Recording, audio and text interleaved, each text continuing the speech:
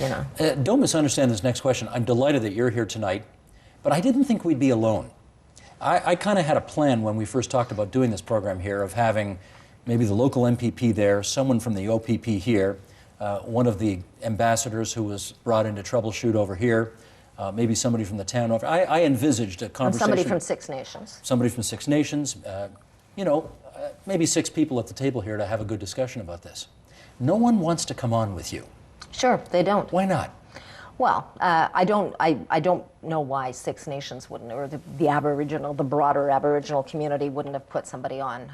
Because, I mean, while I've written a book which doesn't deal with the root cause of Caledonia and doesn't examine the land claim because I'm no expert, I've certainly written sympathetically in the Globe and Mail many times about residential schools, native suicides. And about Julian Fantino. And always about Who wouldn't come on?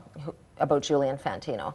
And since the book came out, the OPP, the new commissioner, Chris Lewis, who seems like a lovely guy, but he was also the deputy commissioner with Mr. Fantino, and he was his handmaiden in the way that Caledonia was run, has, you know, appeared on selected shows and taken, when I'm not present, sort of pot shots at the book, talking about it's, you know, it's not quite right here, never pointing to a specific thing. And my view is that the OPP, at least, chose not to come on because there is no answer, and there is no answer. I covered a court case from one of the Caledonia residents who, Dave Brown and his wife Dana Chatwell, who were absolutely held hostage by this occupation for 4 years and change.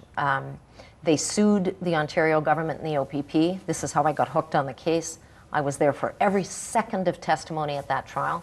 And I can tell you the lawyers for the Ontario government began by essentially saying, look, this isn't about an occupation. We treated this as a land claim, period. That means it was, yes, it was different policing. Yes, we didn't make immediate arrests. We didn't do all these other things because it was a land claim. It's special, it's separate. And I don't buy it. And I know that they have no answer for what's in the book, actually. One of the ironies of this is that the Six Nations, many Six Nations, were also inconvenienced and absolutely, and subjected to intimidating forces. Right. And yet, was there an opportunity for their leadership to play a role in bringing this to a more peaceful settlement sooner? Well, yeah, there probably was, but their leadership, and I remember the current Six Nations chief, Bill Montour, telling me that he could see this already was going to be used as a rationale by various governments, federal and Ontario, for why nothing got fixed on this reserve. Because there are 2 groups of government. There's the elected council, there's the hereditary council. They had 2 different approaches, and on the first day after the ill-fated OPP raid, when government negotiators and various little men in suits came down to try and fix the town, the first thing they did was agree to let the non-elected council have the lead on the negotiating table. And they ought not to have done that. It complicated things tremendously for everybody because the federal government by law can only negotiate with the elected council. So it screwed up the internal dynamics on the thing, on the reserve. But there's no question, back to your original sort of premise, I'm sorry if I'm running off at the mouth, that certainly there were lots of people on Six Nations who suffered when the hydro tower was destroyed and there was a 3 or 4 day blackout. They didn't have power either. I believe that they were subjected to intimidating forces from some of their own people.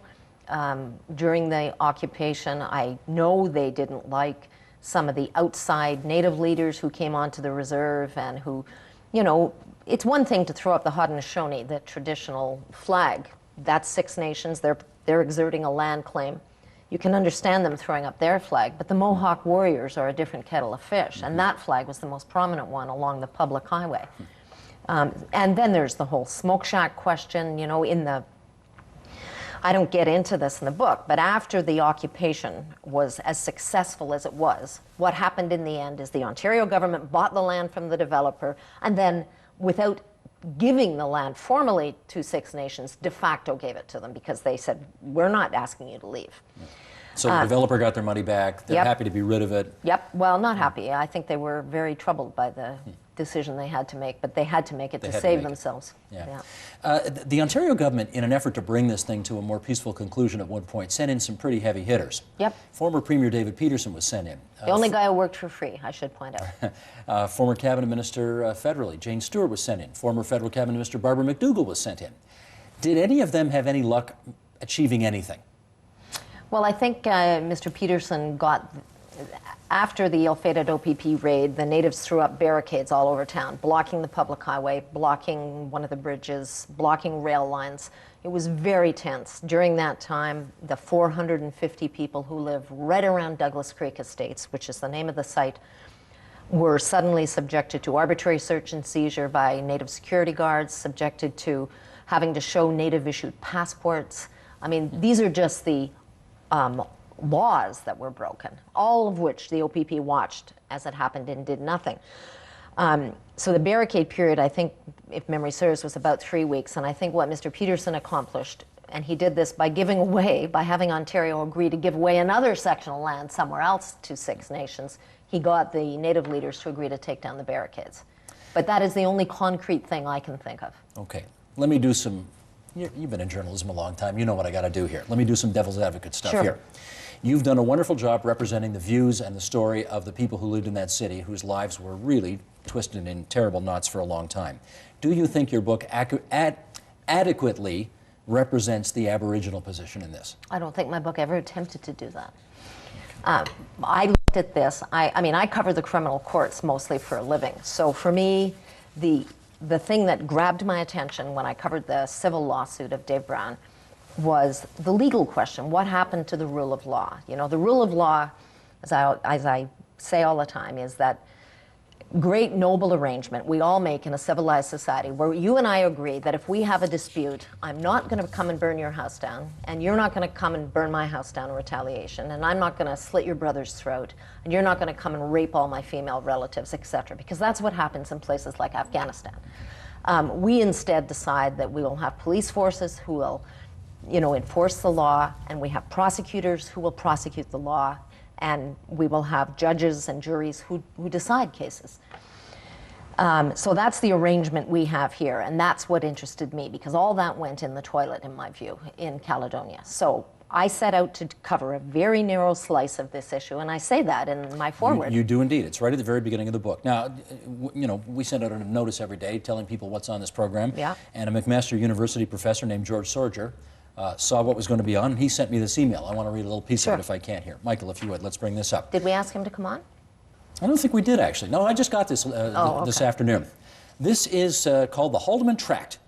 The Haldeman Tract, a strip of land 6 nautical miles on either side of the Grand River, was given to the Six Nations for their service as allies of the British in the French and Indian War and the War of Independence of the USA. That's right. The U.S. military took revenge on those in the Six Nations who had fought with the British, so they had to flee to Canada, where they now reside on about 5% of what is left of the Haldeman Tract. The acquisition of much of that territory by non-natives is a matter of dispute. Six Nations claiming, with good historical evidence, that they had never given up the land. Given the above history, members of Six Nations occupied the Douglas Creek site to protect their land, which, being under dispute, should not have been developed without Six Nations consent, and were then promptly, violently arrested. A large contingent... Promptly arrested. It was 3 months later. I'm just reading it here, I'm Christie. just saying, though. A large contingent of Six Nations citizens then rushed in to ensure that the land did not have the same fate as the other 95% of the Haldeman Tract, despite fruitless petitions, challenges, etc., to the Canadian government. That's some of the history, which this professor obviously believes is important for people to know in their more comprehensive understanding of what's going on here. I agree. They should also know that the guy who sold most of the land was the great Mohawk leader, Joseph Brant, who was, a preposterously, for the time, well-educated man from any community, and who was an entrepreneur. But I guess my question is, you don't spend time in this book on that, and isn't it important for people to know that in order to better understand the context of the whole story? I don't dispute that. I think it is important, but let me give you something that I think is analogous. When the Twin Towers fell in Manhattan, I was one of the reporters who made it onto the site before the police lines went up, so I was there on September 11th before midnight. I stayed in New York City for 3 weeks after, and all I wrote about were the people who had died and the people who had suffered and the people who were victimized. I didn't write about what we now call the root causes of, Muslim discontent across the world. I didn't write about Blowback oil policy, all that stuff. I didn't write about America, the evil. I didn't do any of that because that wasn't the story. And I'm a journalist, and I don't pretend to write history. I defer, though not in every point you read me, because it's not complete either. I defer to historians to write history. But what I write is journalism. It's current events. And I write one side of it. And I wrote one side, as did every other reporter who was at ground zero in those 3 weeks afterwards. We wrote about the people who had suffered. We wrote about what had happened. And we didn't have to do the rest of it. And I'm a hack. I'm a newspaper hack. And that's what I do when I write books. When I went to Afghanistan, I went as an embedded journalist. And I wrote only about Canadian soldiers because that's what I was interested in. You make an arbitrary decision where to start the clock. Well, you have to. I'm used to writing 1,000-word clumps. I mean, I'm not a... You're not a hack. You're a good writer. But I think that is a nice term. I'm not being, unduly. I'm a newspaper hack. I write modern, current events. I don't have to, and I don't think journalism has to do this, and that's what I do. I don't have to give the broad 360-degree perspective. I mean, you read the foreword. I say residential schools, native reserves, all these things, including land claims, are all part of it, but I'm not equipped to do it, and I'm too old. And what am I going to devote another 55 years to studying this stuff? People better than me have done it, and they haven't succeeded. Do you think this book can get this issue closer to a settlement? No, I didn't have that aim. I wanted to set the record straight. The people of Caledonia, the non-native citizens of Caledonia, did not have their story very well told at the time. I was in Afghanistan in the summer of 2006, so I didn't have the on-the-ground feel that I would normally have. So I had to do a lot of reading. I read all the local Caledonia papers, the Spec.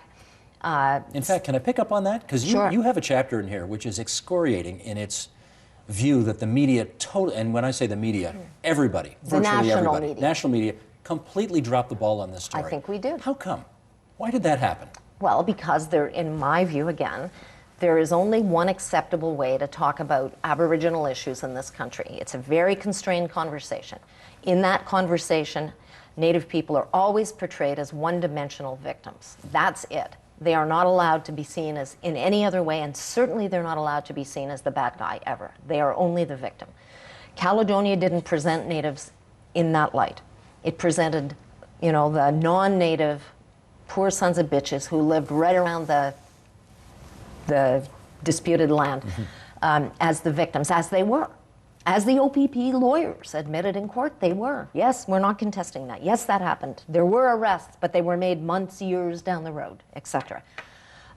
So when this thing erupts, and why wasn't there more coverage? There were burning bridges, piles of tires. It had everything. David Peterson described this to me was, imagine the devil held a party and called all his friends. Yeah. He said that's what it was like. Yeah, it was pretty awful. And there were, but the OPP, which for the first 4 or 5 months of the bloody thing, their front lines, which were right across right by the barricades, keeping the Native occupiers and protesters apart from the townspeople who were rioting by this point. They were so enraged at the OPP. Mm-hmm. The OPP always faced only the townspeople. They put their backs trustingly to the Natives, which was ridiculous. Virtually all the violence had come, all the major violence had come from the Native side, which was, constrained. People couldn't get to it except for the Natives. And B, it goes against every training of every tactical response team in the world, which says that you have to be prepared for the threat to come from either side. So half of you face this way and half of you face that way. I mean, that's why the townspeople were mad. Now I've lost the train of my thought because I have a simple mind.